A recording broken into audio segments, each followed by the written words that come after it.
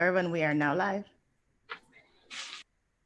Happy Diaspora Day and welcome to this Jamaica Diaspora Taskforce Action Network Virtual Diaspora Day Live 2020.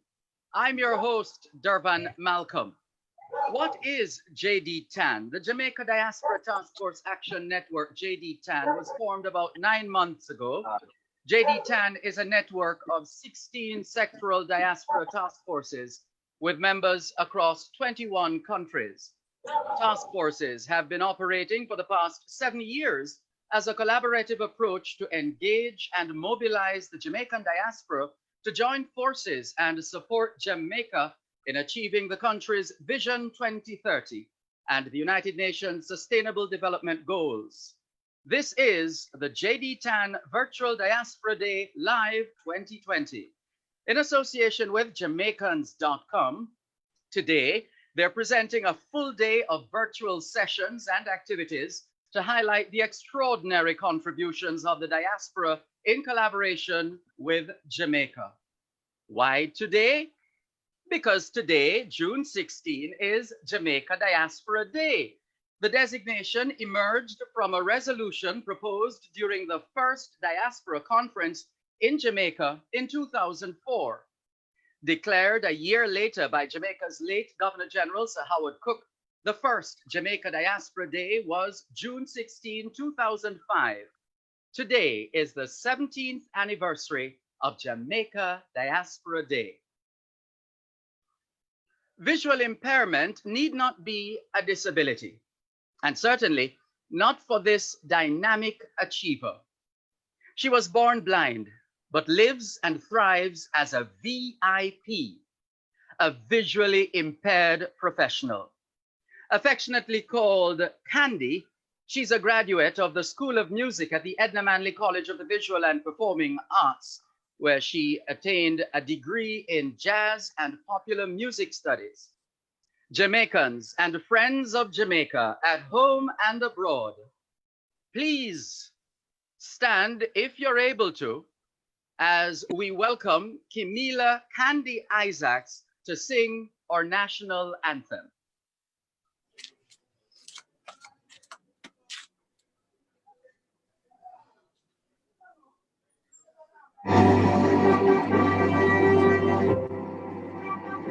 Eternal Father, bless our land, guard us with thy mighty hand, keep us free from evil cause, be your light through countless hours, to our leaders, great defender, grant true wisdom from above, justice, truth be ours forever, Jamaica land we love, Jamaica, Jamaica, Jamaica land we love. Teach us true respect for all, stir response to duty's call, strengthen us the weak to cherish, give us vision lest we perish, knowledge send us heavenly favor, grant true wisdom from above, justice, truth be ours forever, Jamaica land we love, Jamaica, Jamaica, Jamaica land we love.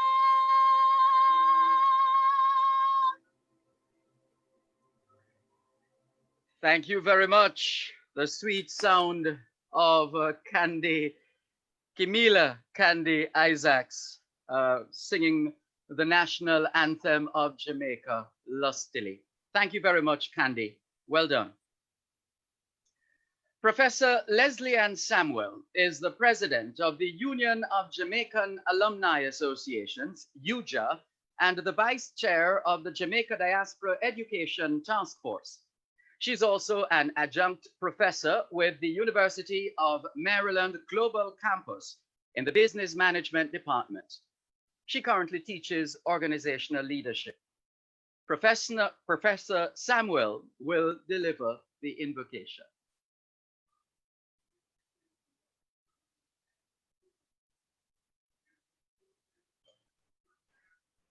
Thank you, Dervan, and good morning. Thank you very much for that most kind introduction. I'm actually truly honored to have been asked to provide the invocation for our Diaspora Day celebration today. Since in the Catholic faith in which I was raised, prayers are normally led by priests. So I ask you to join me as we offer a prayer to our God, Heavenly Father, Jehovah, Allah, Yahweh, as we give thanks and ask for his continued blessings. According to the United Nations, the number of people living in a country other than the one of their birth in 2015 reached 244 million. I think you would agree that at least 1 million of that 244 are from our island home, Jamaica. Jamaica's diaspora can be found in every corner of our world. As we have traveled, we have done his work, which will be evidenced by the presentations of today's Jamaica Diaspora celebration. Each of the participants and the attendees have contributed in meaningful ways to the sustainment and development of our country, Jamaica, even as we have endured the challenges of living in a new country with different cultures and currencies, languages, and norms. As we have adapted and thrived, we have not forgotten our island home, and we've given forward with our time, our energy, our talents, and yes, our remittances.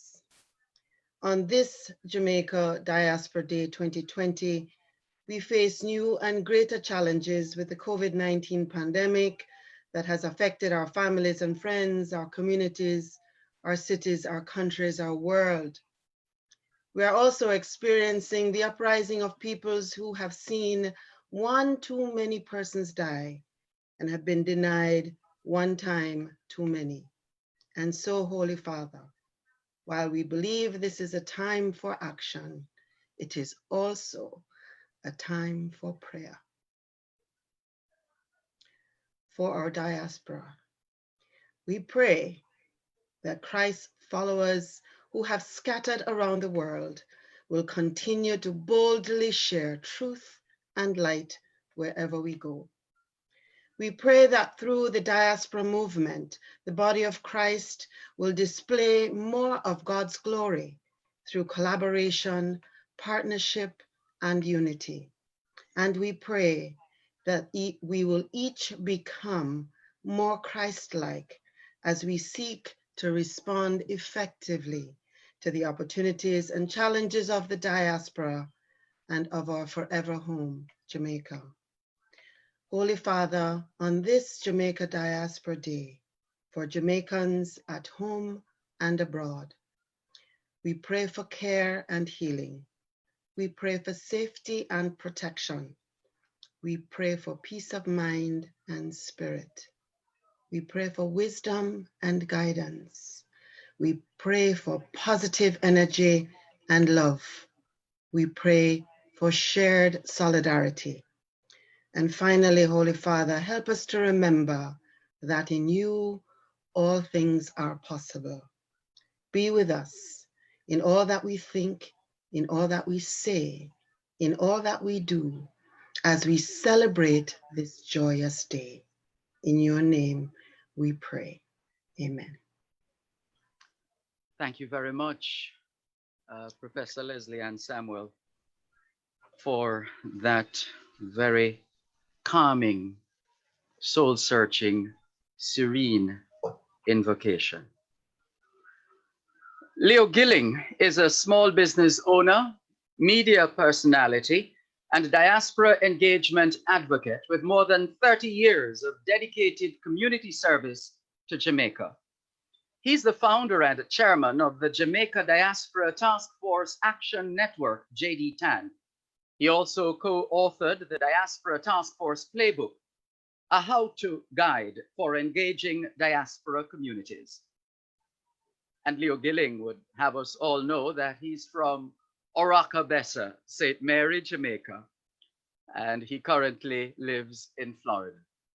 Mr. Leo Gilling.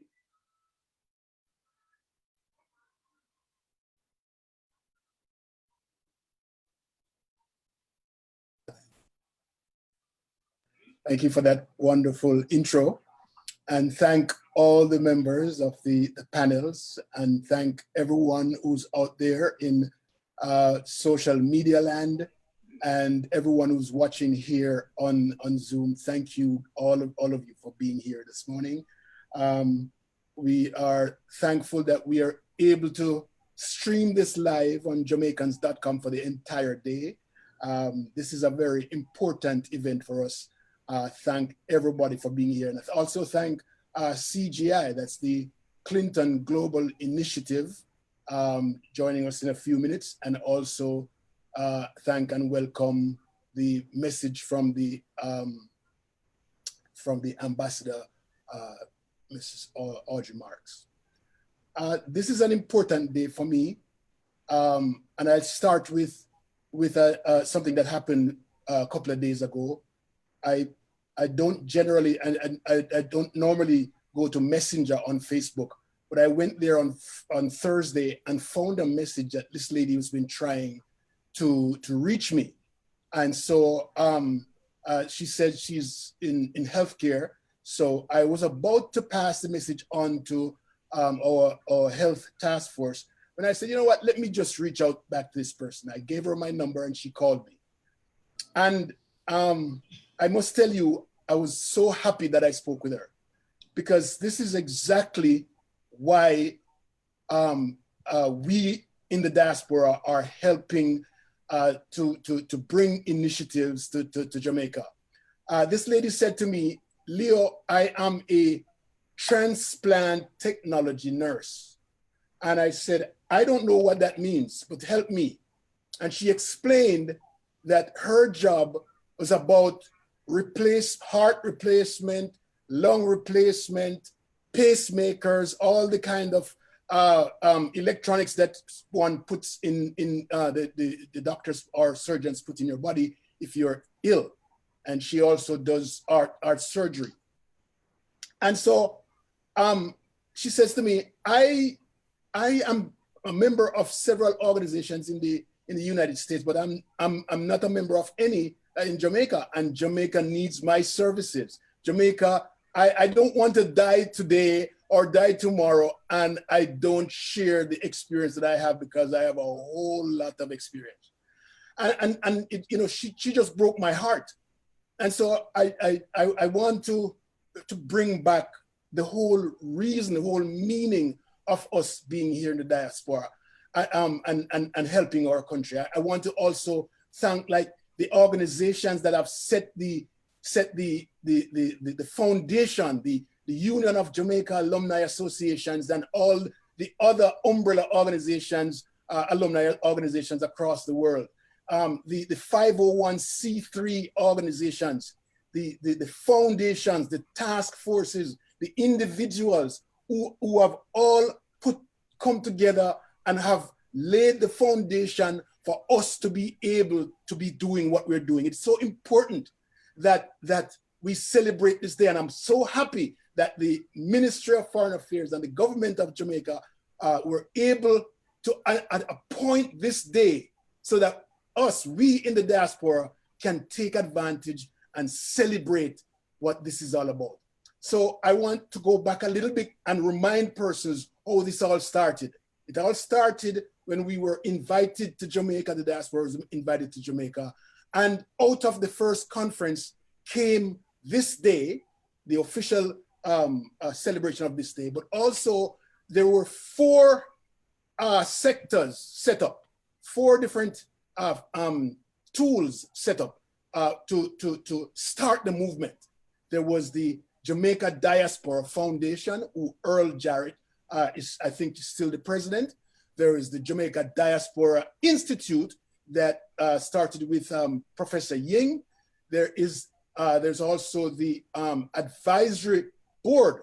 There were 7-member board that advised the minister. It is now transformed into what we call the Global Jamaica Diaspora Council. It all started with 7 diaspora members across the board. I was the elected one. We started back to elect our representatives back in Jamaica, but then later on in 2013, it was moved into to the election into the United States. And so it wasn't easy the first 10 years because we didn't know what we were doing. It was not easy because no one knew what the meaning of diaspora was. No one knew when we said, hey, I want to invite you to the conference, diaspora conference. Nobody knew what that was. And so we got a lot of pushbacks. We had a lot of media people who wrote that this is, diaspora is all talk shop. And so we had a hard time until 2013 when we started spreading the word more into diaspora task forces and into alumni associations. And we started collaborating with high schools, with schools abroad, with universities, Loma Linda, Broward College, and all the words start getting out and people starting to come back and to coalesce together and starting to understand what it means to give back to our country. That's always happened, but in little splintered areas. But now it looks big and nice where everybody can come together. The various organizations. I saw for the first time this year, the alumni chapters, the alumni umbrella organizations came together for COVID. And it was really nice. They gave out like 1,400 COVID kits. So it's really good to be here. It's really good to celebrate. So I'm asking everybody, my charge to you, because it doesn't mean that when we say collaborate, it means that you collaborate with another organization that's in your community or another 501c3 organization. It means that you can go outside of the country, go to colleges and universities and big businesses in the United States and in Canada and in Europe, and ask them to help to give back to build our country. And I'm asking you today to join forces with somebody, with another organization, bring brand new expertise, share knowledge with Jamaica because we need it and because we're Jamaicans. So I'm thanking you for this opportunity, and I want to welcome again everybody here on the panel. Welcome everyone over there in the social media who are following us on Jamaicans.com and everywhere. Thank you so much for giving me this opportunity. Thank you very much, Mr. Gilling. Dr. Grethel Bradford is a licensed professional counselor, certified trauma therapist, and psychology professor. She's the chair of the Behavioral Health Taskforce and the vice chair of JDTAN. Here's Dr. Bradford to deliver the message from Jamaica's ambassador to Washington and permanent representative to the Organization of American States, OAS, Ambassador Audrey Marks. Dr. Bradford.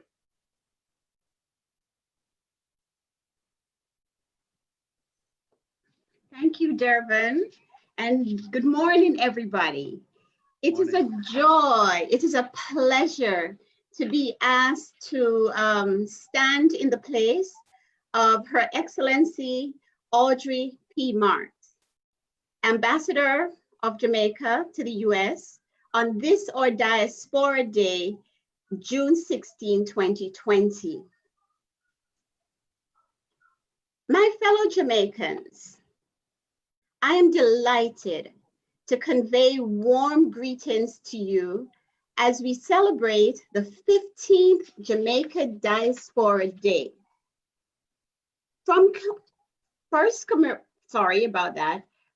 commemorated in 2005 following a recommendation made at the first historic 2004 staging of the Jamaica Diaspora Conference, Jamaica at Home and Abroad.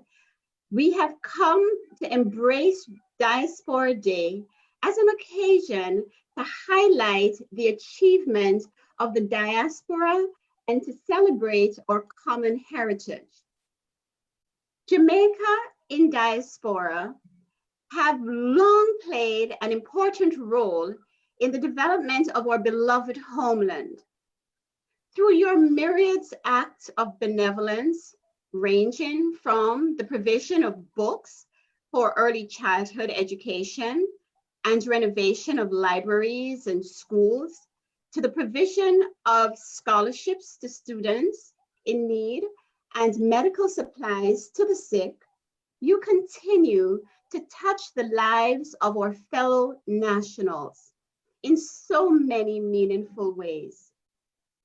Diaspora Day serves as a potent reminder of all the good you have done and continue to do for our beautiful island. However, Diaspora Day 2020 is indeed a somber occasion, as Jamaica and the rest of the world are engaged in an ongoing battle with an invisible enemy, the COVID-19 global pandemic, which has wreaked havoc in every corner of the globe. It has also taken place at a time of great social turmoil driven by anti-racism protests. I am, however, heartened by the strong resolve and determination of my fellow Jamaicans in the diaspora to not allow these challenging circumstances to deter you or to dampen your spirits.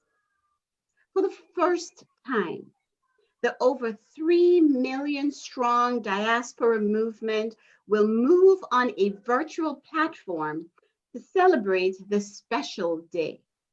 Thankfully, without any consideration for social distancing. Our history, dating back to the era of slavery, has been characterized by triumph over challenges. I am therefore confident that we will overcome, as always, by God's grace. Prior to the onset of the pandemic, the government of Jamaica had been doing exceptionally well in the last few years in improving the microeconomic fundamentals of the economy, with several consecutive quarters of growth, unemployment, and inflation at its lowest in our country's history.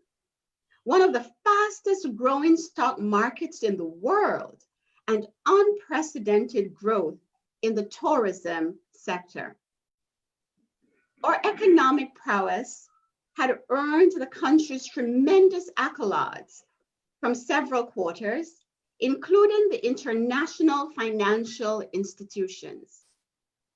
Given the enormous setback occasioned by COVID-19, we will have to draw on the skills and resources of the entire Jamaican family, both at home and abroad, in order to recover and to ensure resurgence. I am also taking this opportunity to convey heartfelt appreciation to members of the Jamaican diaspora who provided enormous support in tangible and intangible ways towards enhancement of the welfare of fellow Jamaican nationals who were stranded in the United States as a consequence of the closure of Jamaica's borders in March. Please know that your generosity is truly appreciated. Please accept my best wishes for fruitful discussions and tangible outcomes, which will inure to the benefit of Jamaica in the diaspora and Jamaica, land we love. Happy Diaspora Day. Thank you very much, Dr. Grethel Bradford. A performer, writer, poet, and educator, Susan Lysette Davis is British by birth, Jamaican by choice, and American by naturalization. Dr. Sue, as she's affectionately known, holds a doctoral degree in education, is a Knox College and Morant Bay High School alumna, and was formerly the Jamaican Diaspora Advisory Board member for the Southern USA region. Here to entertain us is Dr. Sue performing Diaspora Away. Thank you, Dervan. It is always so hard to come in and deliver after you give an introduction. Anyway, good morning, everyone who's online. And as Dervan said, I had a tenure as a Diaspora Advisory Board member from 2011 to 2013. And I will share with you and confirm what Leo said earlier, that during that period, that first 10-year period of this whole movement, nobody understood what diaspora was. And so I had a hard time when I was trying to engage community organizations and people. And they were like, what is the diaspora? What that stand for? So of course, in true Dr. Stu style, I decided that since we understand things more culturally sometimes than academically, let me put it down. So this is what I had coined and everybody started to get it. Diaspora we. Diaspora is not anything new. Diaspora simply refers to me and you. My charge is for us to embrace that fact, and so that we can be proud we can go back. Gone are the days when we used to colonize England in reverse. These days we are globalized as we seek to disperse. We are still out of one people from one yard. But reality is, things still hard. Yes, man. With that in mind, we need to support one another. See each other as sister and brother. As we mobilize, we strengthen with ties. The diaspora is on what Jamaica relies. Diaspora is not anything new. In fact, the word is not even English, it's Hebrew. Yes, it means any group that has been dispersed outside of its homeland. So you see, me and you is diaspora. Yes, man. We have a lot in common. For Jamaica land we love. Some of we sing it, but some of we need to start live it. Because before God and all mankind, we don't pledge the love and loyalty of we heart. See, from way back then we did start. So we all in this thing together. You and me alike. If you never understand before, I hope say you feel bright. Because next time you hear about Jamaica Diaspora, I hope you not bother ask. Then I what that for? For now you're gonna know it refer to you and me. Because after all, diaspora are we. Aye, aye, aye. Thank you very much, Dr. Sue. And I'm sure our next speaker understood every word. He is the Chief Executive Officer of the Clinton Foundation. His previous positions include Senior Counselor at the U.S. Department of Health and Human Services, Chief Compliance Officer and Deputy General Counsel at Citigroup, and Deputy Secretary and Chief of Staff for the Department of Health and Human Services. Here to bring greetings on behalf of the Clinton Global Initiative is Mr. Kevin Thurm, Esquire. Well, good morning and thank you. Thanks for inviting me to join today. I will confess not to have understood every word, but but to be trying to understand in spirit and to be thinking about how to make sure that I do understand. It's because it's not just about language; it's about culture, and that understanding needs to be as broad and deep as possible. So it is an honor to be part of such an important event and celebration, and to be with familiar faces from our Clinton Global Initiative Action Network on post-disaster recovery.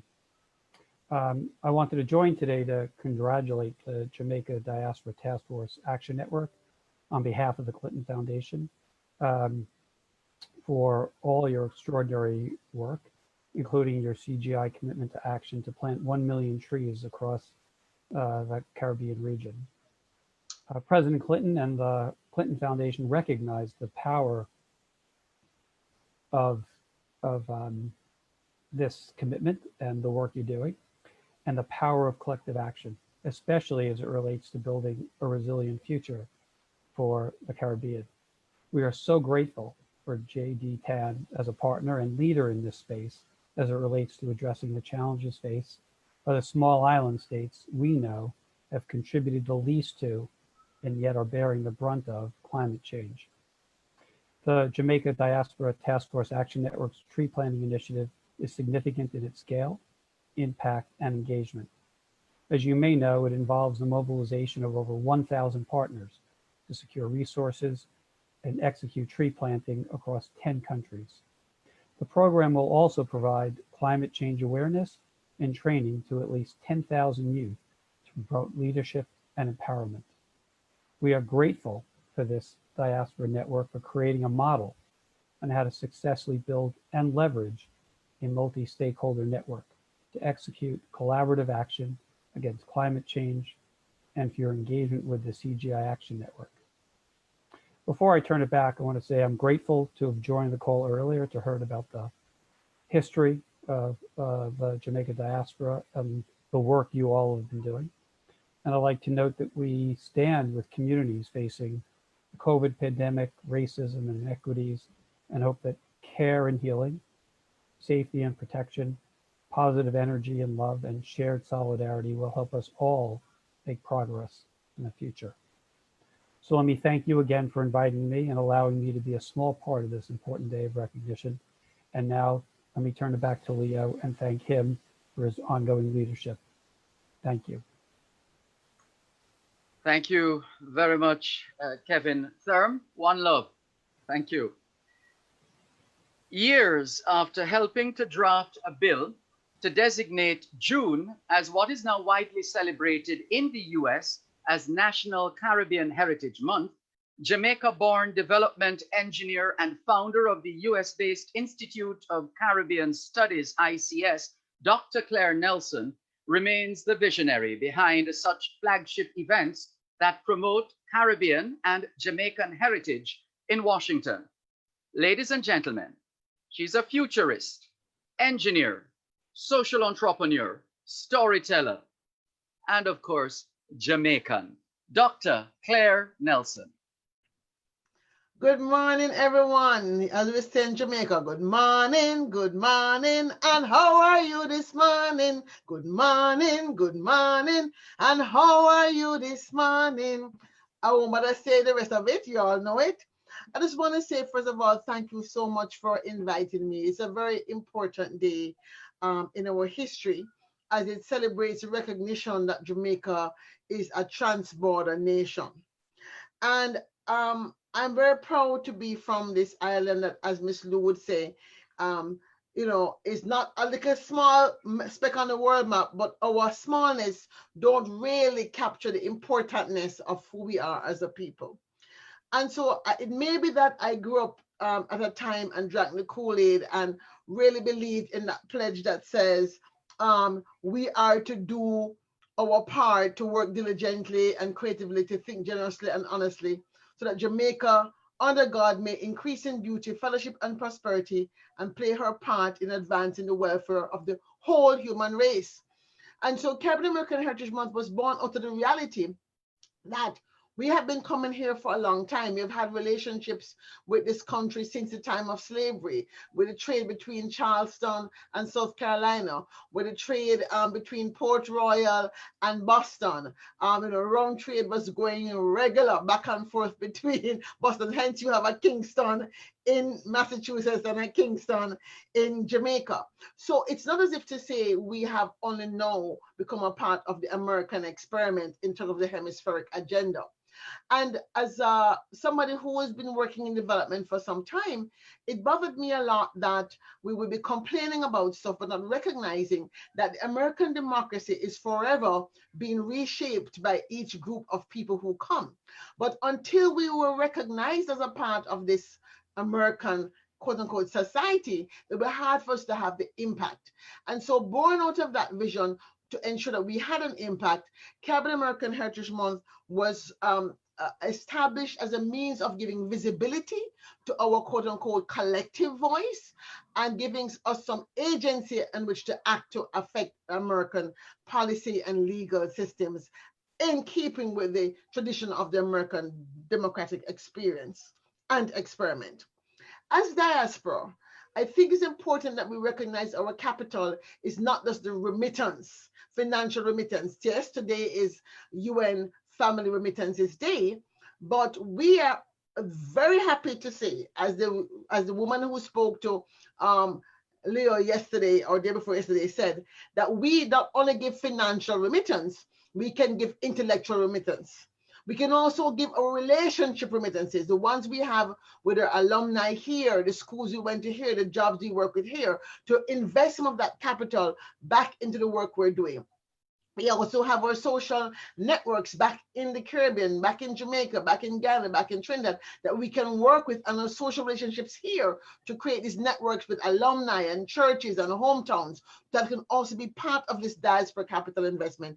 And finally, we also have access to technology, transformational technology that can help us to transform. So when I say diaspora first capital, that's what the first is, FIRST, the acronym for this thing we want, which is a smart future. I am very delighted that I have seen in the last few years a shift from this quote unquote charity giving to development investment. And I want to first of all commend the Union of Jamaican Alumni for being one of the first experimenters with a collective approach. They really have mastered the art of collaboration around this fundraising that they do. But I'm going to urge them to push it further.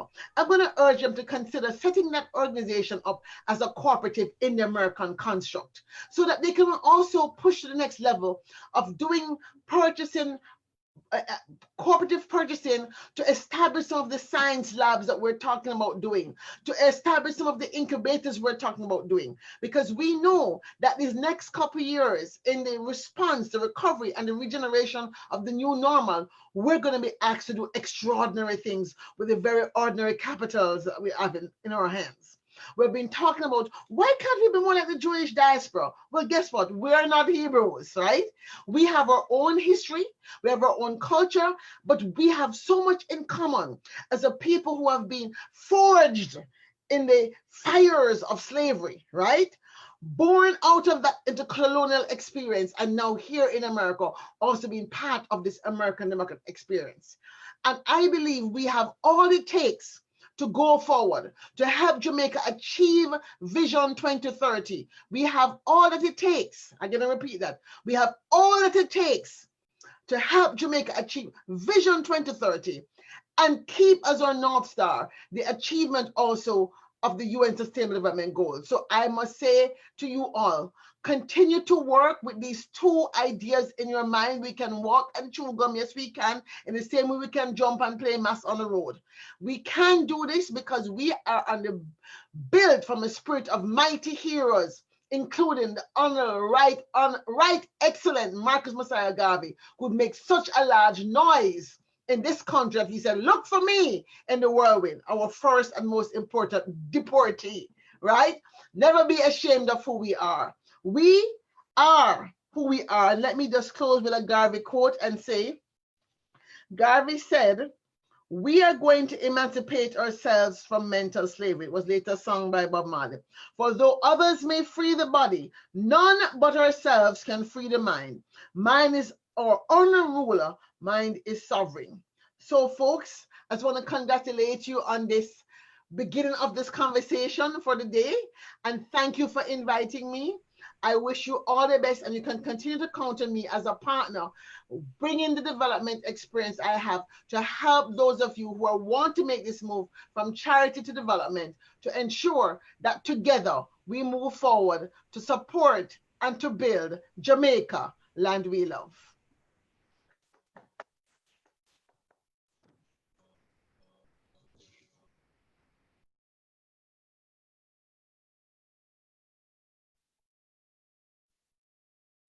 Thank you very much. Thank you very much, Dr. Claire Nelson. Now, anybody who knows anything about Jamaica would know that music is a natural part of us. It's in our DNA.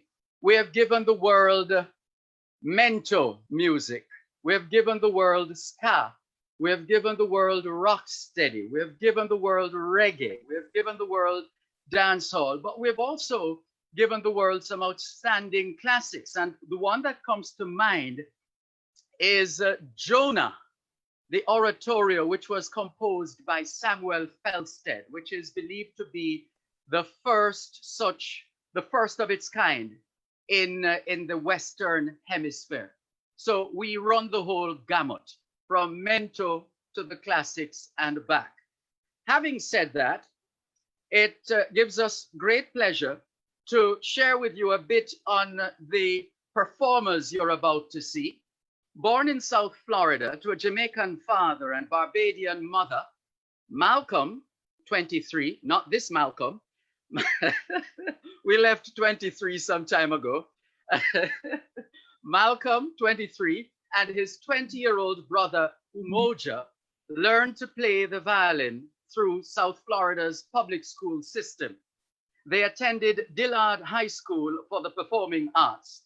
Together, these brothers are Sons of Mystro. Please welcome Sons of Mystro.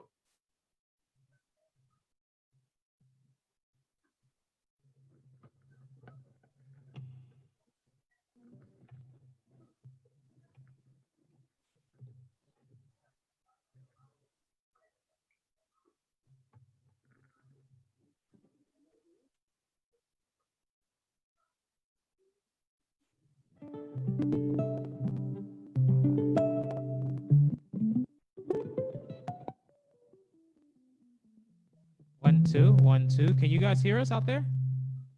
Yes. You can? Yes. Yes. Okay, good, good.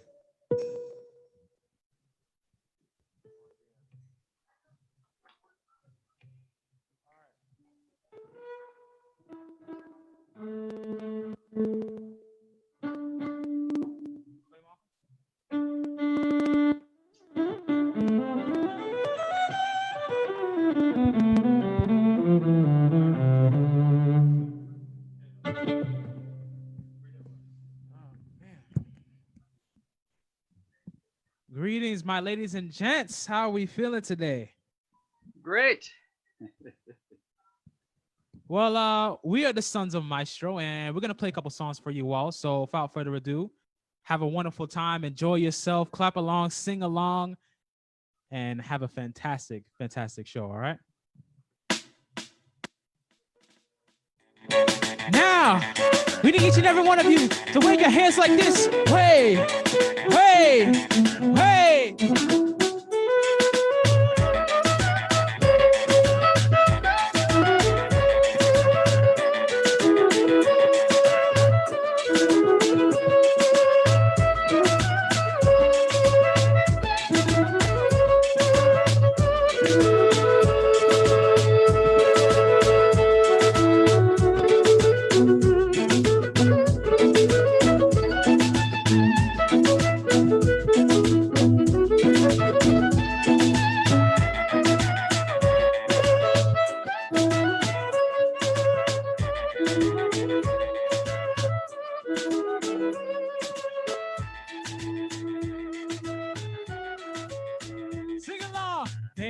I come and me want go home.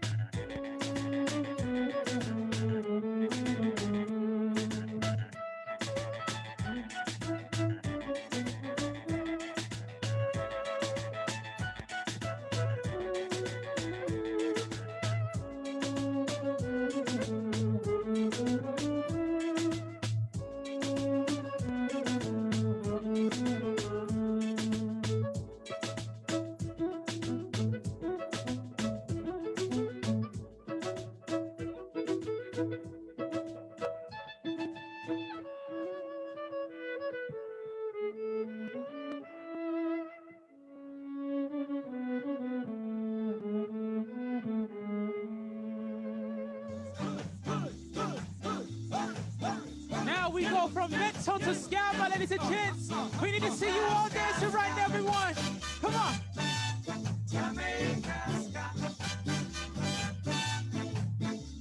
Now everybody can do the ska. It's a new dance that goes like this now. Bow your head. Bow your head. Swing your arms. Swing your arms.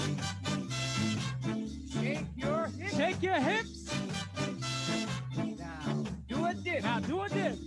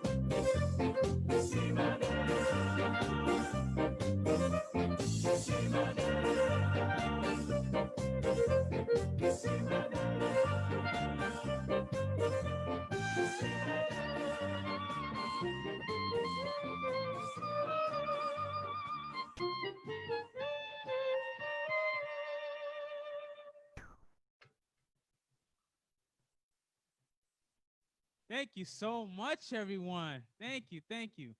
Now, the next song we're going to play, you already guessed it. You already know. We're going to be playing some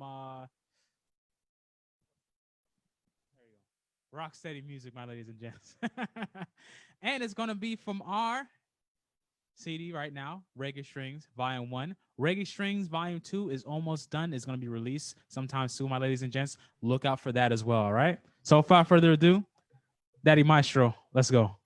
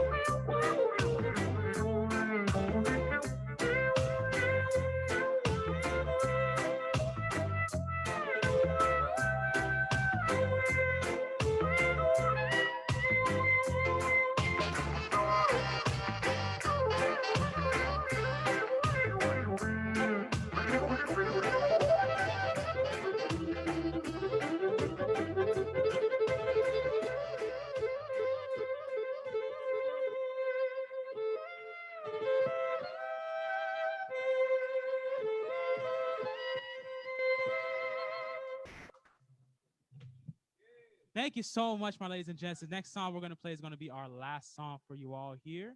Until later, thank you all so much once again. We are the Sons of Mystro alongside our father, Daddy Mystro.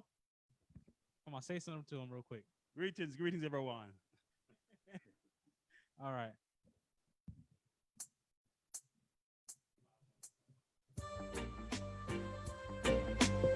Are y'all ready for some telephone love, my ladies and gents? If you're feeling good, make some noise from our CD, Reggae Strings Volume 1.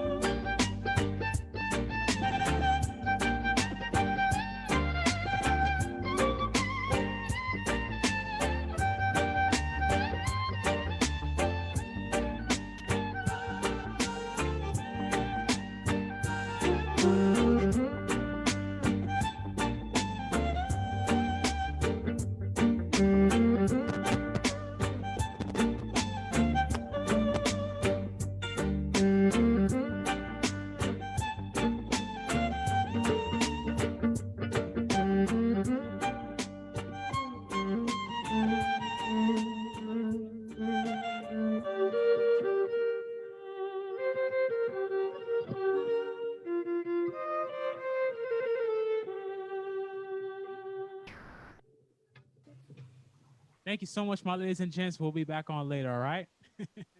Thank you. Come on, let's hear it for Sons of Mystro. Thank you. That was good. Now, I gather that Kevin Thurm has to leave us shortly, the Chief Executive Officer of the Clinton Foundation. Now, he wants to say one last thing before he goes. I was just thinking, I wonder if he has been so inspired by the music that he's going to sing a song for us right now, a reggae song. I'm just wondering. Over to you, Kevin Thurm. I have been inspired, but I would close down the day if I sang. And I both know that, and I have family members who would attest to that. But to say, I wish I could spend more time, how great it is to be a part of this. I deeply appreciate it. Wish you all a great day, and to acknowledge what I should have done earlier, though didn't know that my comments in my remarks also picked up the words from Professor Samuel's prayer. And although I didn't hear them, they were shared with me, and I want to acknowledge Professor Samuel, your prayer and my echoing of them, and wish you all a great day and look forward to joining you again. So thank you. Thank you very much, Kevin Thurm, Chief Executive Officer of the Clinton Foundation. We appreciate your joining us today. But mine is not the honor and pleasure as far as the vote of thanks is concerned. That falls to Dr. Grethel Bradford. She is a licensed professional counselor, certified trauma therapist, and psychology professor. She's the chair of the Behavioral Health Taskforce and the vice chair of JDTAN. Here's Dr. Bradford to deliver the vote of thanks. Thank you, Dervan. Thank you so much. It is a pleasure. I want to say this. It's an absolute pleasure to be able to sit here actually, and extend my very heartfelt thanks to all of you for participating in this opening session of JDTAN's first virtual Diaspora Day celebration. And I want to identify all our participants. I want to start with Miss Candy Isaacs first. Your melodious rendition of the national anthem literally brought me back to my childhood days when I would stand in the school and sing with all my heart, asking God to bless and guide and protect our land. And I didn't know at the time that it was actually a prayer. A friend just recently said to me, did you know that the Jamaican anthem is actually one of the few anthems that is actually a prayer? And your voice just did everything to bring me back. Thank you so much. Professor Samuels, you added the icing to the cake with the prayer as well.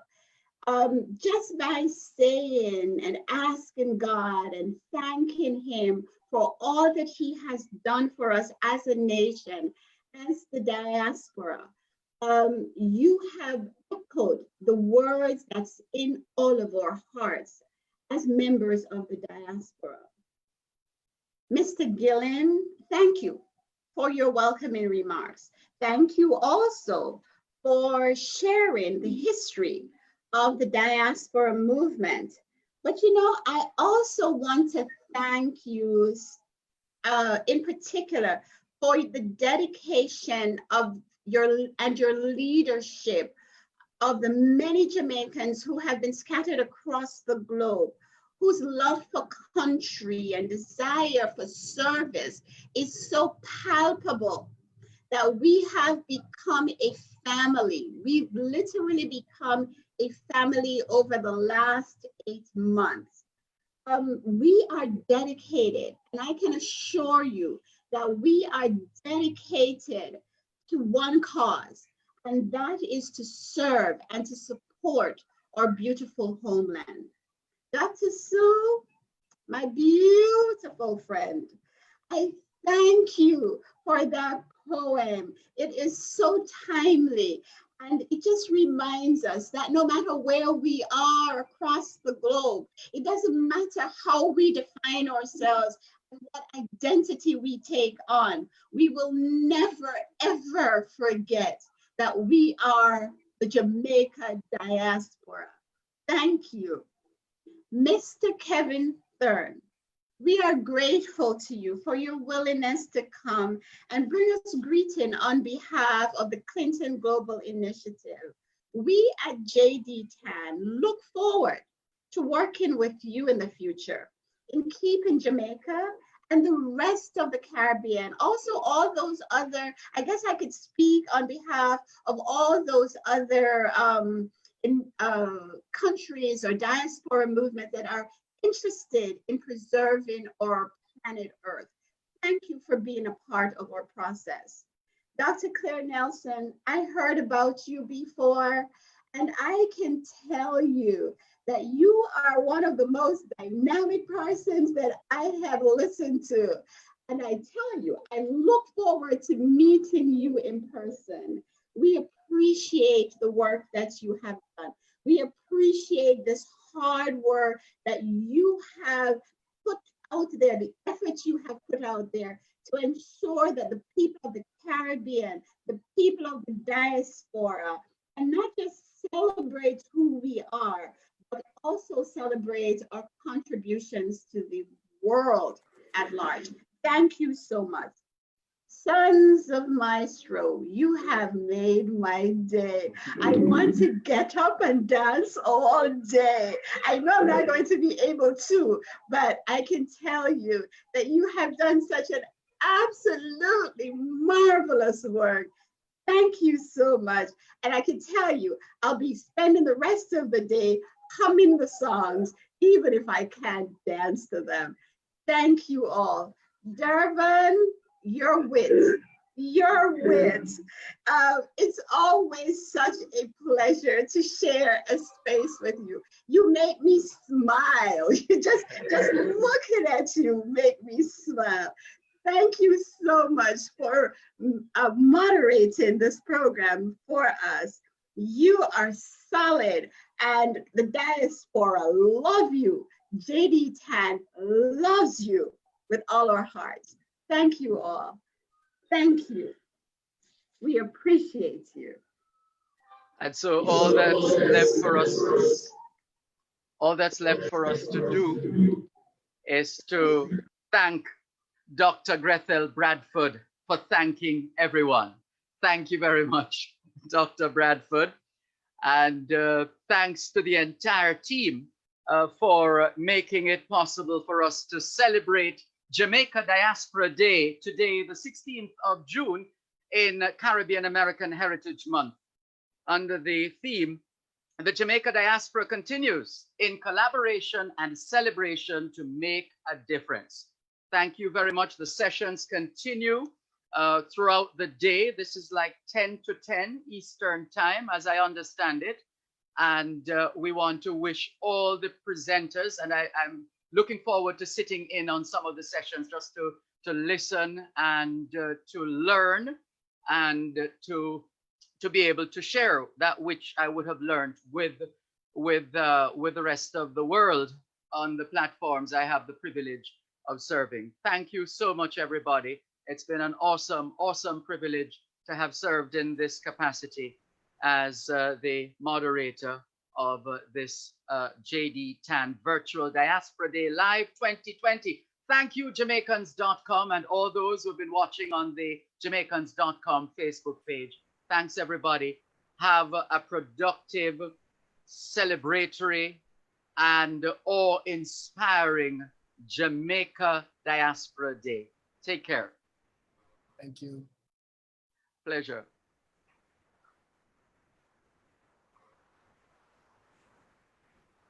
We're just going to roll into the next segment.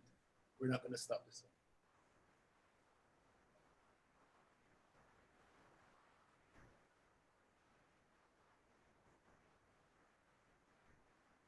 Okay, so we're rolling into the next segment, which is the Worldwide Diaspora session. Can we have our panelists up? Anna Morris, Warren Wallace.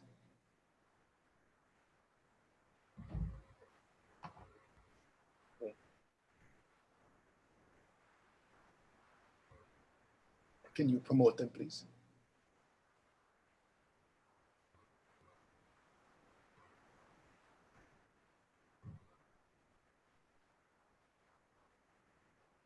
For the persons who are not on this panel, it's okay.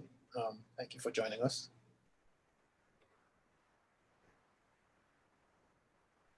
Come here. Okay, we have, okay.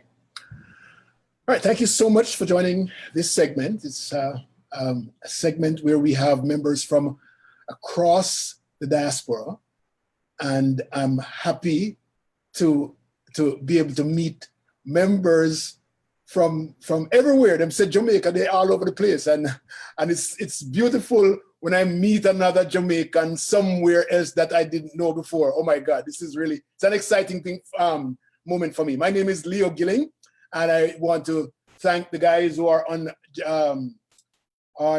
Jamaicans.com and all the other social media platforms.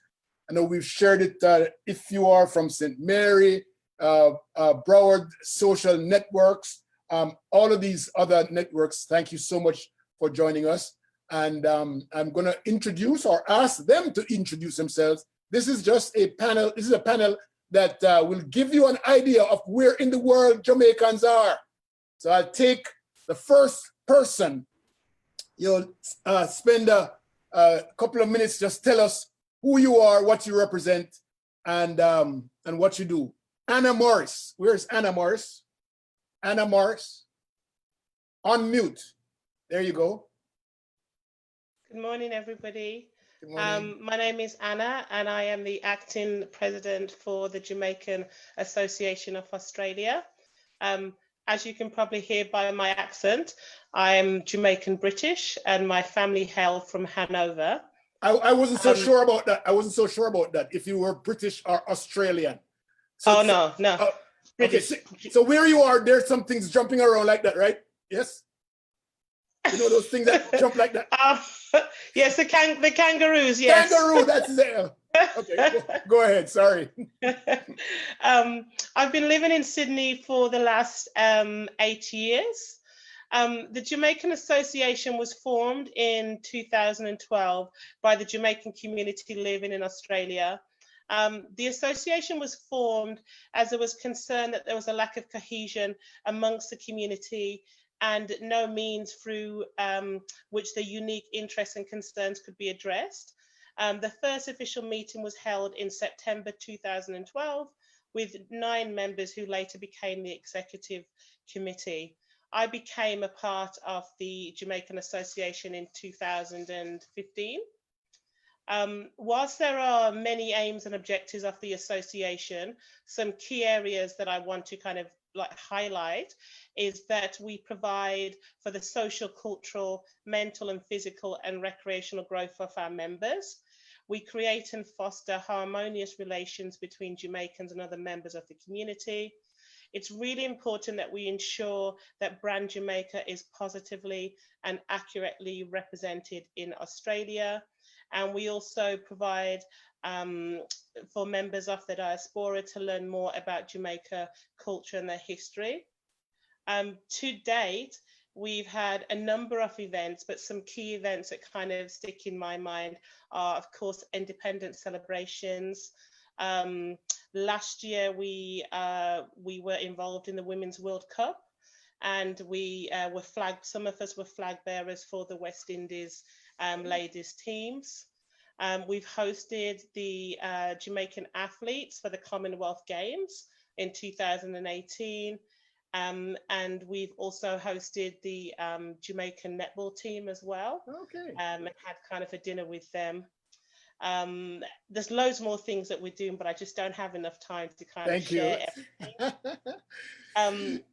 In regards to the community here, we have the information that we have is kind of, it's like more than 10 years old, but basically there's about 800 people who are in Australia who were born in Jamaica, while there's about 2,000 that have claimed Jamaican ancestry. As I said, that data is more than 10 years old. So I know for sure that there's a lot more Jamaicans around now than there was back then. We've also been blessed with having many Jamaican artists come over and visit Sydney. We've had Chronix, Elephant Man, Atana, Richie Stevens, Sean Paul, Shaggy, Conscience, and I've had the luxury of being able to meet most of them as well. So it's been amazing. All right. Thank you. And you're not short of anything Jamaican, right? That's good. You have every, No. Oh, good. 2,000 Jamaicans. All right. Thank you. We're everywhere. Thank you so much. Thank you so much. All right, Dr. Warren Wallace. Unmute, Dr. Wallace. Hi, everyone. It's indeed a pleasure to be here. I'm Warren Wallace, and I'm the president of the Jamaican Association in Switzerland, Geneva, Switzerland, to be exact. I am Jamaican Canadian. I grew up in Kingston, Jamaica, and I've been a part of the Jamaican Association in Switzerland for the past 2 years. I'm currently the president, recently elected earlier this year. The association in Switzerland here was founded in 2005 by about 8 Jamaicans at the time. And their aim was to sort of celebrate the 60th anniversary or 60th birthday, that is, of Bob Marley. And as a result, we had our first Bob Marley Fete, which was held on May 12th, which was attended by about 250 Jamaicans and friends of Jamaica, so to speak.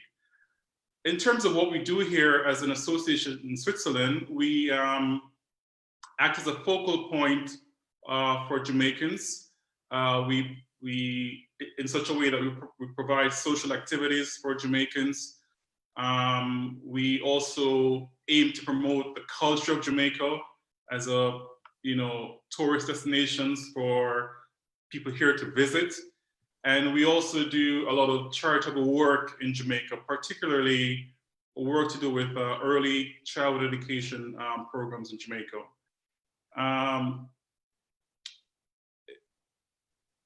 Our most notable work, I could just show a small video here. I'm just going to share my screen here in terms of one of the projects that we have done.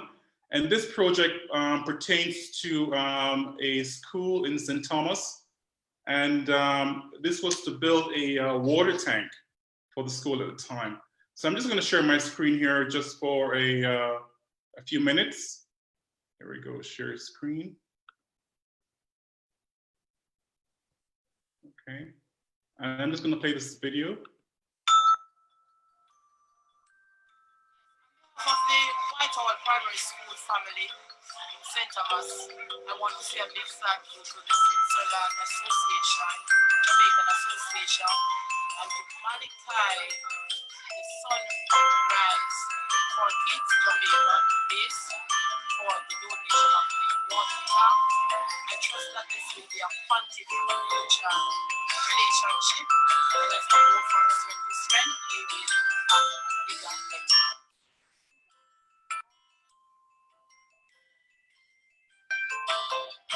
Yeah.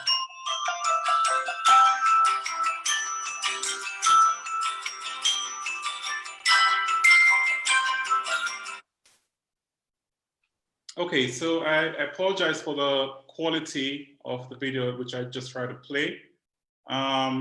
But essentially, we aim to do charitable work in Jamaica each year. We raise funds for various charities. We normally have a fundraising drive, which is a fete that's held every year in November. One of our other activities as a cultural program, we have a Independence Barbecue, which is celebrates Jamaica Independence Day every year in August.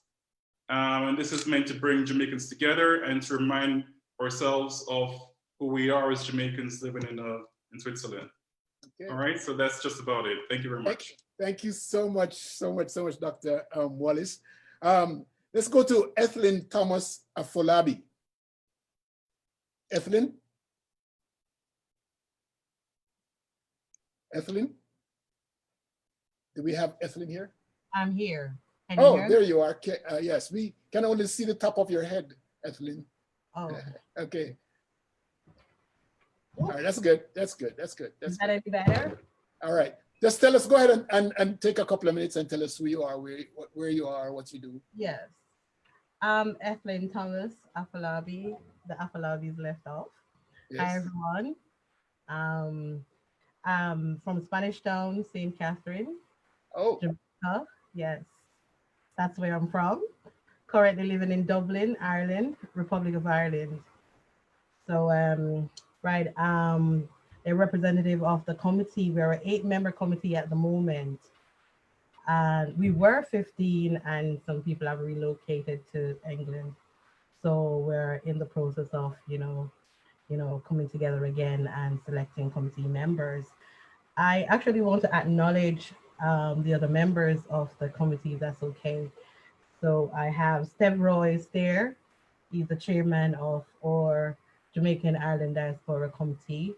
We have Shireen Thompson, Peter All, Norma Morgan, Michelle Duncan, and Kirk Ellington. We were officially formed in 2017 here in Ireland, and we also work in collaboration with our honorary council. That's Brian. Sorry, I forgot his name there. Barry O'Brien. He's one of the past CEO of Digicel, and he's a representative there.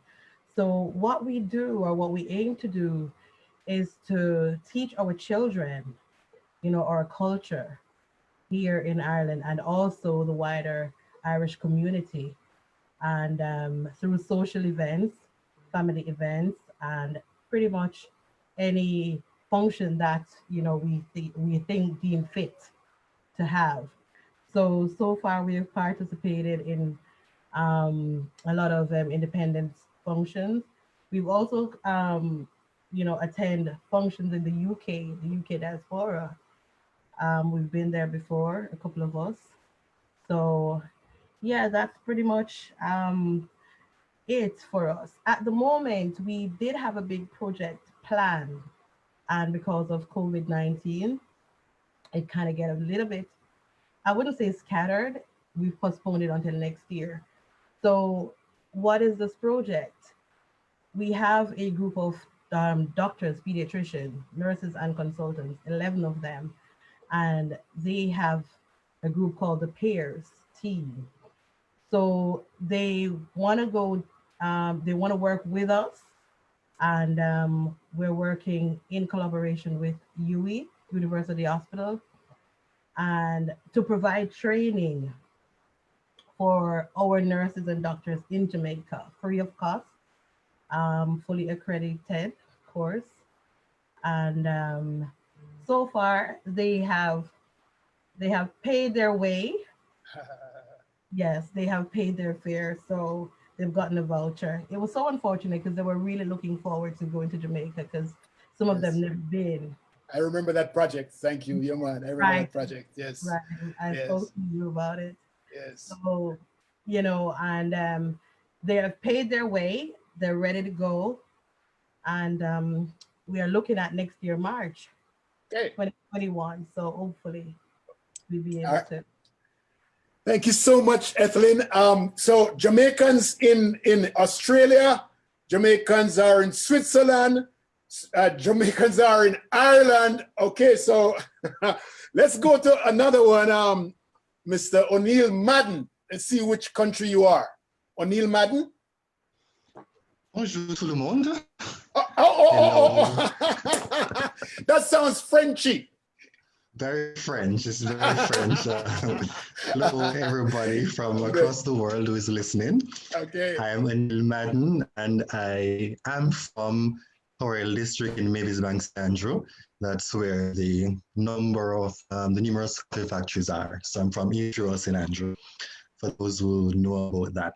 I'm the current president of the Association of Jamaican Nationals in France, popularly called JAN in France. And we are located in Paris, the city, the capital city, but our mailing address is in Clermont-Ferrand. That's where I currently live. That's in the center of France, where there is say that one more time. Headquarters. Say that one more time. What's the name of that city? Clermont-Ferrand. Clermont-Ferrand. Thank you. For better English pronunciation. And so for those who know of Michelin or Michelin, that's a tire company. That's where the headquarters is in France. That's the city where I live. So I recently became the president of JAM in France, and it was established in 2017, so we are relatively new, by former president Edward Boucher Jr., who was moved on to another aspect of Jamaican establishment in France. So he now operates a company called JAMFET. So on that note, I want to point out that there are a couple of Jamaican associations in France. And so what we try to do is to collaborate and support each other, because the aim is really to promote Jamaican culture in France and also the French culture in Jamaica. And personally, I'm in charge of external affairs, and that has to do with partnerships, linkages, and internationalizations. And as part of my portfolio, which I've started working on before I assumed the role of president, is that I organize or work on bilateral agreements with French universities. And so far we have established 2 partnerships with my University Clermont-Auvergne and Charlotte Teachers College and the University of Technology in Jamaica. And so that facilitates student mobility, staff mobility. And so we welcomed the first batch of students from Charlotte just last September. I'm hoping to have them this September because of COVID, but post-COVID, we'll see how things progress. So in terms of the activities that we do in France, we usually have our Emancipation celebrations. This year, we are going to try to partner with another individual who usually organizes this event. Maybe it has to be a scaled down event due to COVID regulations. And we also have Christmas dinner, and which JAMFED, for example, will be organizing that. But again, we're coming together as a group of Jamaicans to celebrate, to support each other, and to really, promote our Jamaicanness in France. On the table for the moment, we are trying our best to repatriate the Jamaicans who are stranded in France and other parts of Europe, for those of you who are aware of the situation. So a charter flight is being organized, and I'm happy to see that JAM in France has piloted a GoFundMe initiative that has raised a sum of money, and we will be using that money to help Jamaicans who are stranded here to go back to Jamaica in a matter of days. The flight should take place before the end of the month of June. And so that's what I can report from this side of the world. My, that is absolutely fabulous.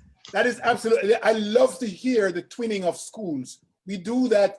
That's how we create building capacity in Jamaica. That's really a great exercise. It's really nice initiative. Thank you so much, O'Neill. Dr. Nicolene Johnson. On mute. Hi, everyone. Ni hao. Daja hao. Oh, hold on. Ni hao? What is ni hao? Where's that? Hello in Chinese. Oh, you're not China? Oh my God, that's still great. Thank you. Thank you so much. Okay, which country you come from, Jamaica first? Oh, okay. So I hail from the cool hills of Bethel Town in Westmoreland. Oh! And yes, a past student of Herbert Morrison. I heard my university just mentioned, University of Technology. Yes. And I've been studying, living, working in China for the past 23 years.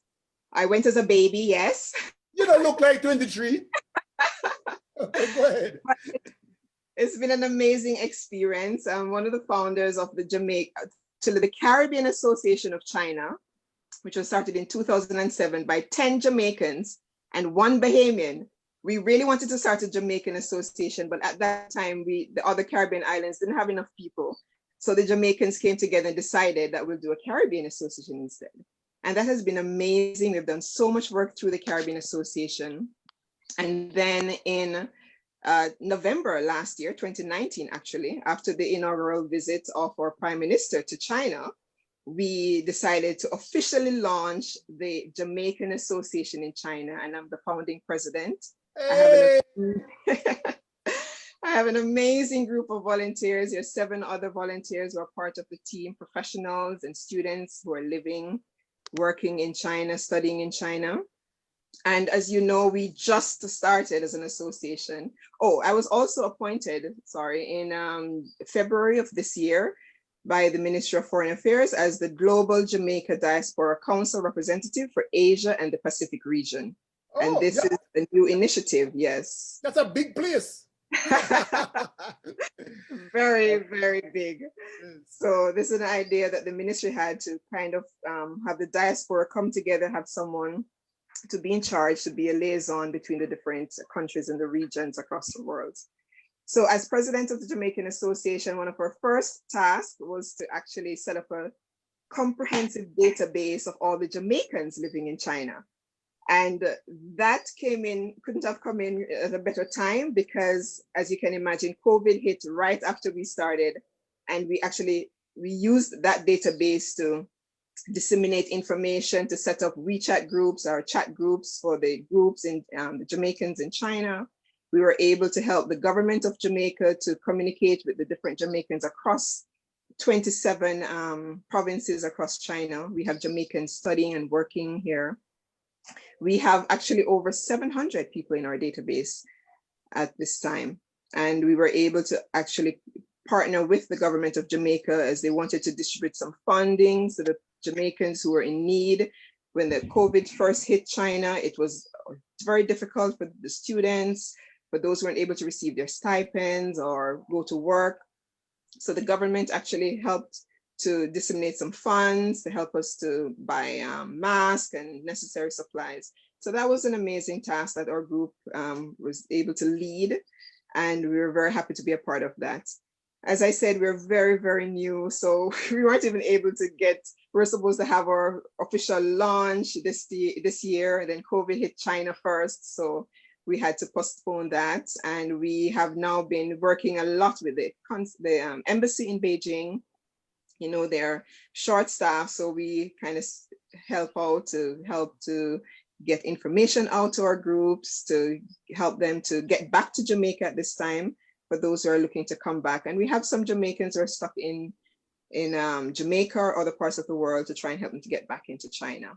And we have lots of great plans for the association. We're hoping to build brand Jamaica in China. There's so many Chinese goods all over Jamaica. So one of our initiatives that we want to undertake is to bring in our Jamaican products into China through our different association members and groups that are actually very fluent in Chinese, understand the culture, and can help us to promote Jamaica in China. So we're very happy to be a part of that, and we look forward to all that is to come. Thank you so much. Thank you so much. I think we're halfway there, and I love to hear that we're all over the globe, and you know, we always talk about Jamaicans all over the globe, but this is the time that I'm proving it. That's really, really nice. Since we're halfway there, I want to share a short message from Professor Neville Ying, who one of the original pillars, one of the original cornerstone persons in this diaspora movement. He ran the Jamaica Diaspora Institute, was a chairman of the institute for many years. I think he still is, and then he has helped with all of the conferences over the past years. So here goes. He says, "Greetings and thanks and best wishes to all members of the Jamaican diaspora. Very special thanks to all the groups who, through actions and contributions, have made a positive impact on the development of Jamaica, land we love." Really great message here. Thank you so much, Professor Neville Ying, for the persons who are listening in. All right, so the next person up, we have Nyla Gordon DeCesio. Did I say that right? You did. Thank you, Mr. Leo. That was awesome. All right, great. Thank you for welcoming me onto today's panel. It really has reinforced that regardless if we're at home or abroad, we are always going to be home because there's Jamaicans everywhere. And I'm based in Toronto. I'm a lawyer here, and I'm committed to advancing the voice of Jamaican Canadians.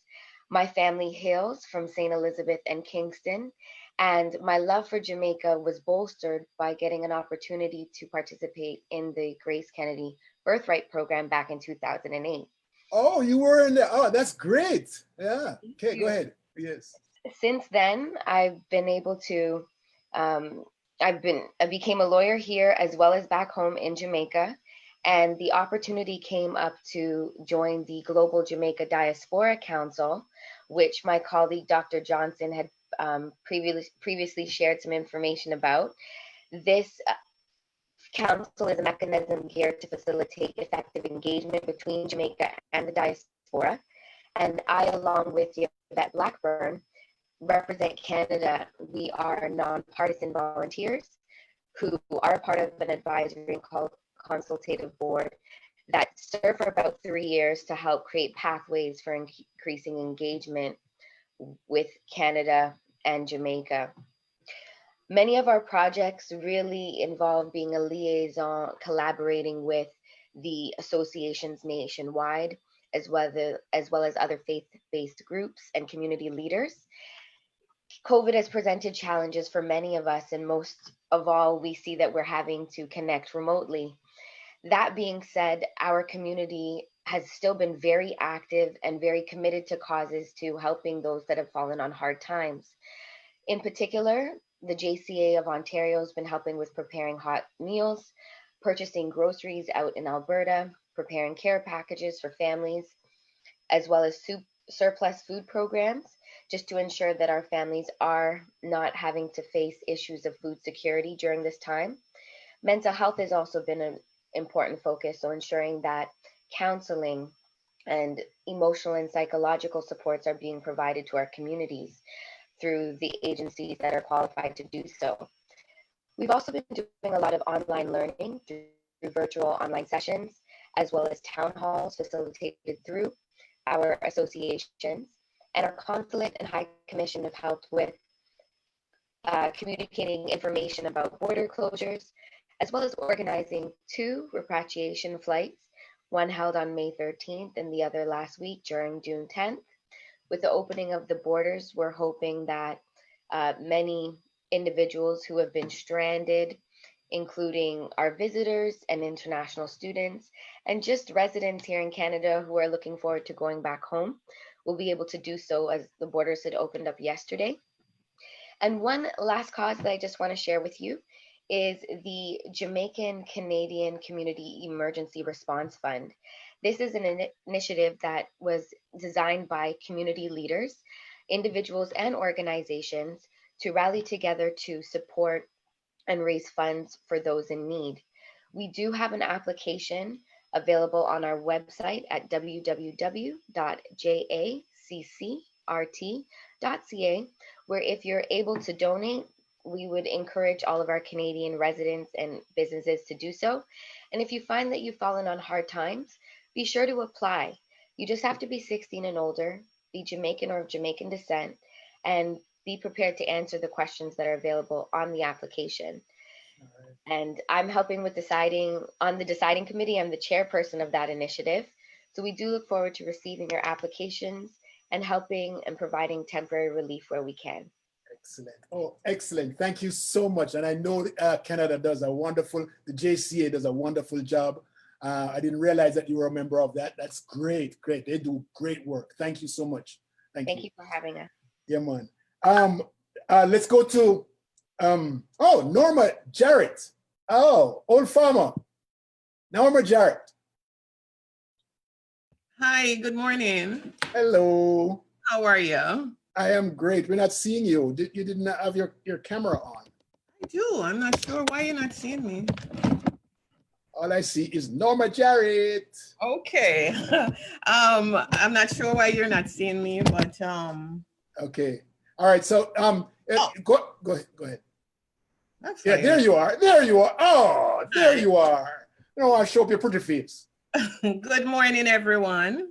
Yes. My name is Norma Jarrett, and I am the president of Old Farmers Association of North America with the acronym OFANA.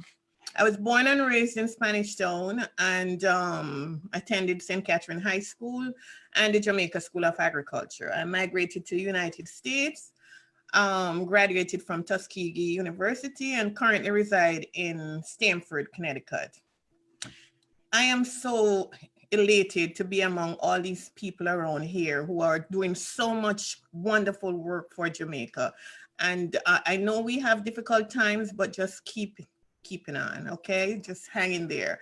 What is AFANA? We are the graduates of the Jamaica School of Agriculture, the Government Farm School, COA, and CASE. It's successive colleges. And so the current college is CASE, the College of Agriculture, Science and Education. Founded in 2007, I am one of the founding members together with Errol Webley and Wendell Codner, and a group of excellent, wonderful old farmers who we have dubbed pioneer members, without whom there would be no AFANA. And we have a group of dynamic people who sacrifice self, wealth, and everything to make sure that this organization's mission to help the students at CASE and advance agriculture education, tertiary agriculture education in Jamaica lives on. Since its inception, we have done some really significant lifting. One of our major achievements was the building of a plant tissue culture lab on the campus at CASE. AFANA donated 120,000 US dollars. Yes, 120,000 US dollars to build and equip a plant tissue culture lab on the campus of CASE. The construction has completed and we're just awaiting the equipment to arrive so that we can have this up and running. Now, this plant tissue culture lab is going to be huge, according to my president. What it's going to do, it's going to provide disease-free planting material and drought-resistant seedlings to our farmers. It's going to provide research competency for the students and the lecturers, and a revenue stream ultimately for the college. So we are very, very proud of that achievement. Okay. Another thing that we have invested in is scholarship opportunities. In 2009, we had our first fundraising drive because we recognized that there was a need for scholarship opportunities for these students. And so we had our first fundraiser and established a scholarship fund. In 2012, we disbursed our first 3 scholarships. And I'm happy to say that since by 2019, we have given 57 scholarships to a tune of $53,400 US dollars. And so that indeed, we are very, very proud of that accomplishment. This COVID has disrupted a lot of things. Usually we have our annual general meetings in our region states. And I should say that we are quite dispersed because we have a region in Florida, as you know, Leo. Yes. We also have in the New York, New Jersey, Connecticut tri-state. We have in the Atlanta, Alabama region, and in Florida. And 3 years ago, we started a Canadian chapter. And so we have a very vibrant group up in Canada. And we have a young man in London who is an old farmer. An old farmer is the name that we dub ourselves as graduate of the institution. And so we have an old farmer in London who is looking to start a London AFANA. So if there's anybody on the call that lives in London, graduated from any of the successive colleges, please do give us a call, www.oldfarmers.com, or my phone number 203-324-7157. We'd love to meet and greet some people in London. We're looking primarily for young graduates because we want this association to be sustained. And our sustainability is built on attracting some new and young, vibrant people. So if you're out there and you're here, please do call us. Thank you, Norma. Thank you. We recognized through COVID that we needed to help the students with this distance learning. And so now we're organized. I have had 2 donors and AFANA has been willing to match So together we're going to donate 1.75 million Jamaican dollars to purchase laptops and iPhones and stuff for the poor students who are unable to do this distance learning. And Thank you. I must put a plug. No, I have to go. I have to go to the we're on. Thank you so much. Yes. Thank you. But I want you to reach out to me because we can help you with the distribution in London. Okay. Wonderful. Thank you. Great. Thank you so much. Leslie and Samuel, at this point in time, we have 16 minutes or less left. 16 minutes left. And so I'm asking you to just keep it as close to 2 minutes as possible. All right, please. Next person, Leslie and Samuel. Good morning, Leah. I'm hoping that everyone can hear me, and I will truly try to be brief. Yes, thank you.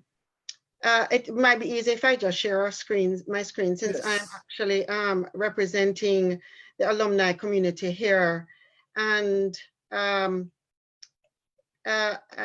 not here rather, but across the globe. I'm hoping that everyone can see this.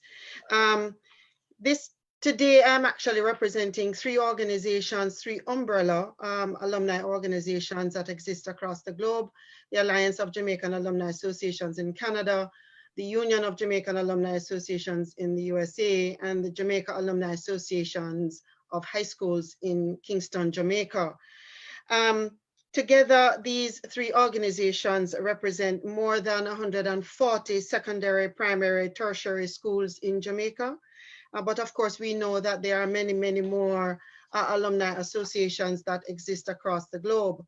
We exist to do things that individual organizations cannot do. Very simply, things like AJA's Emerging Global Leaderships Program that provides leadership development for 10th and 11th graders, like UJA's Water Tank Project that provides water tanks to basic and primary schools, and JAZ's Education Fair that does education and career information for high school. So let me just invite you all to visit the information that we will share post this event.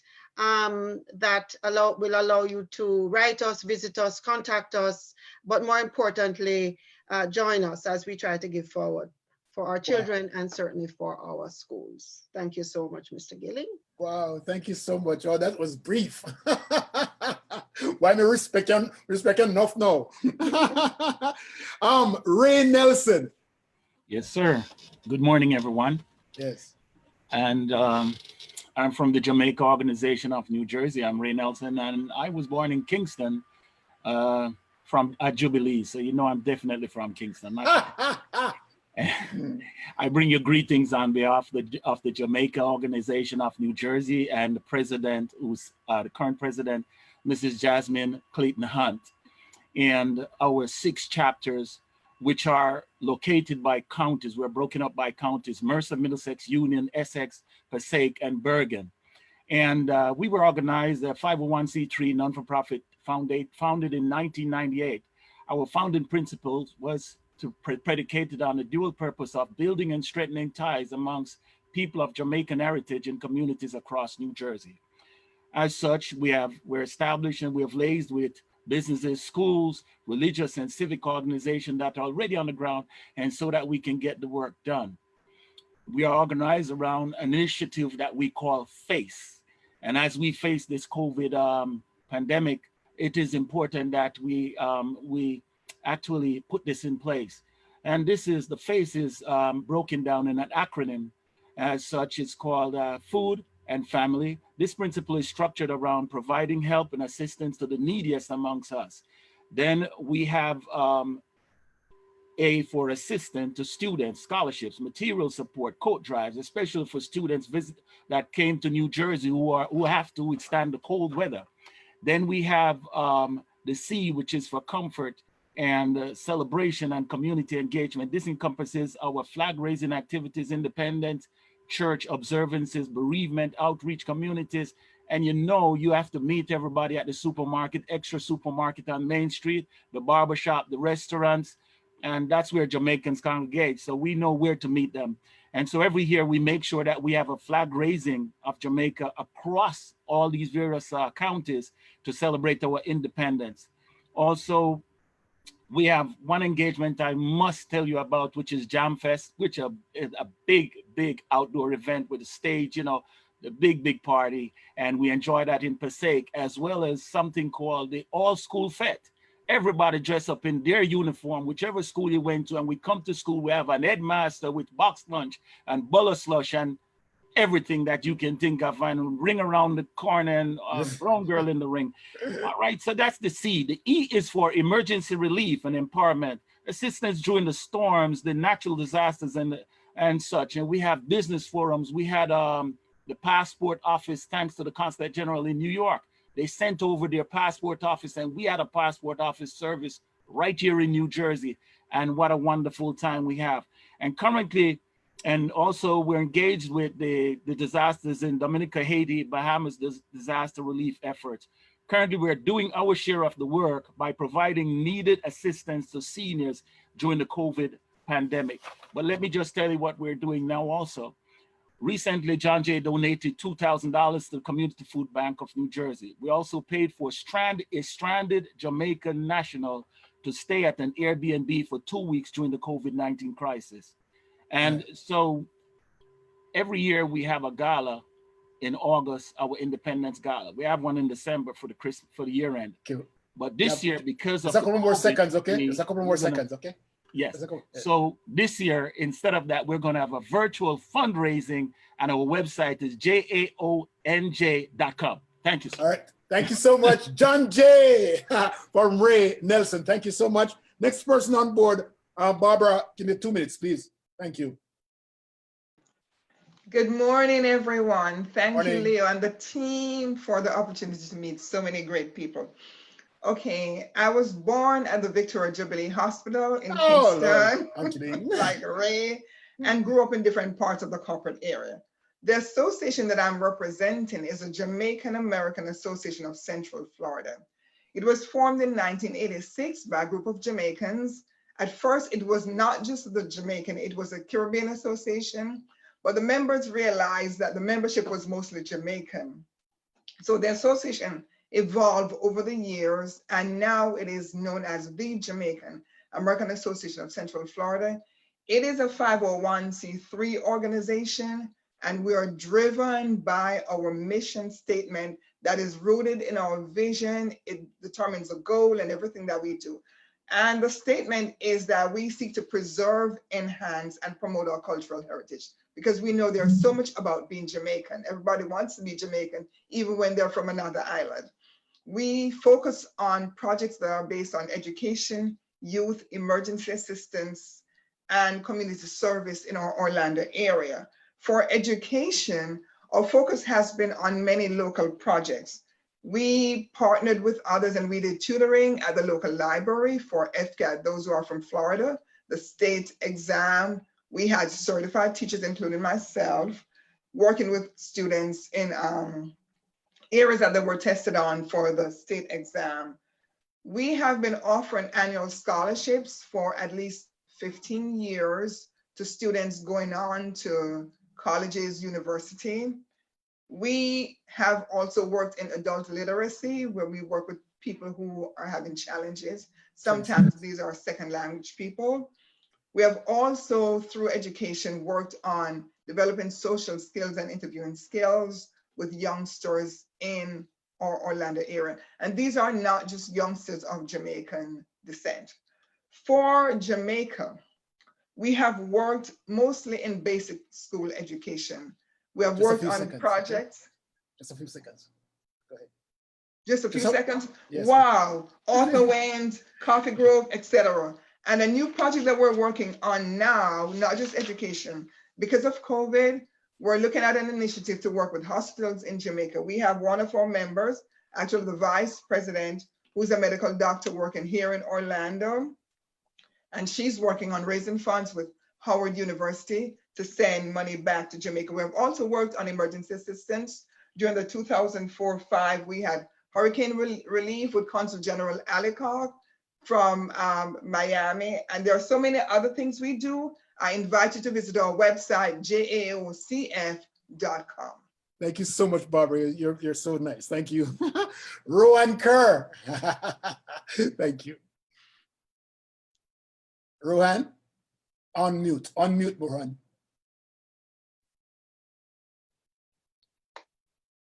Rohan, unmute.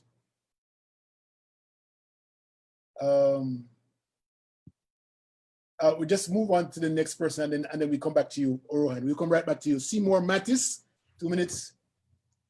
Seymour Mattis. Yes. Oh, you're there? Yes, I am. Okay, go ahead. You have 2 minutes. Good morning. How are you? I'm good. Great, great. Good morning. I'm Rohan Carr, and I'm representing the Bahamas. Our association is called the Jamaica Bahamas Association Bahamas. And I'm the president, and we have founded the group in about 2.5 years. Our motto is inspiring humanity by diving into service. Oh, diving, that's a good word. Inspiring humanity by diving into service. I'm just going to be brief. I'm from Westmoreland in Jamaica. I attended the Godfrey Stewart High School. I am now living in the Bahamas for 32 years. Yes. And us as Jamaicans, we want to give back to a country that has been very, very good to us. So since we started the group, our thing that we want to do for the Bahamas is that we want to give back. And the way we give back is to provide breakfast for primary schools and junior high schools and their government schools. Okay. And since we started, we serve over 4,000 breakfasts. We also donated some wheelchairs to the Sandilands Rehabilitation Center and the Princess Margaret Hospital, the brand new wheelchairs. Okay. Because sometimes we as Jamaicans live here, we might end up going to the hospital and we need these things to use. Since the pandemic, we have reached out to about 50 homes and donated about 50 care packages. And we also have an annual fundraiser, which we had a cookout once per year. And when we raise funds from that, we use it to do charitable work. We also partnered with the telephone company here, the local telephone company, and also the Kiwanis Club of the Bahamas. We're serving breakfast in schools. Oh, thank you so much. Thank you also so much. Have a Facebook page. If you want to go on our Facebook page, you could like and share and contribute if you want to contribute to our association. All right. Thank you so much. Thank you so much, Ryan. And you know, you're gracious. I thought you were done a while ago and you popped in back. I think you could have. Thank you so much. Next person online is Seymour Mattis.